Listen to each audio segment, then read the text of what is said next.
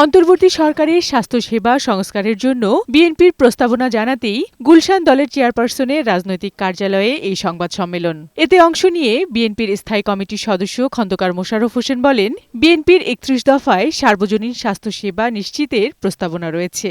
অন্তর্বর্তী সরকারের কাছে সেই আলোকে প্রস্তাবনা দেয়া হয়েছে। এই প্রস্তাবনাগুলো আসলে এই যে বর্তমান যে সরকার নিরপেক্ষ এবং অন্তর্বর্তীকালীন সরকারের কাছে আমরা সেইভাবে উত্থাপন করছি, কিন্তু আমরা আশা করি না যে তারা এই প্রস্তাবগুলো বাস্তবায়ন করার সক্ষমতা রাখে বা সেই সময় পর্যন্ত থাকবে। কারণ এর পরের প্রস্তাবগুলো হচ্ছে 1 থেকে 5 বছর, তারপরে 10 বছর পর্যন্ত।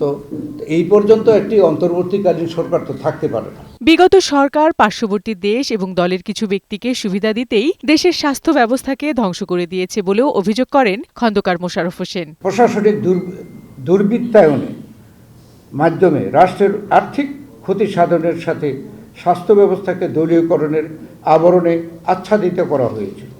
অবিচার অন্যায়ের প্রাবল্যে স্বাস্থ্য খাতের জনবলের পেশাগত দক্ষতার চরম ক্ষতি সাধিত হয়েছে। বিগত পতিত সরকার এভাবে সুবিধাবাদীদের খপ্পরে পড়ে তারা বিভিন্ন সেক্টরকে ধ্বংস করেছে আর সর্বশেষে তাদের নিজেকে ধ্বংস করেছে। প্রতিটি সংস্কার প্রস্তাব সব দলের সাথে আলোচনা করে জনগণের জন্য যা ভালো সেই বিষয়গুলো গ্রহণ করার জন্য অন্তর্বর্তী সরকারের প্রতি আহ্বান জানান বিএনপির এই সিনিয়র নেতা।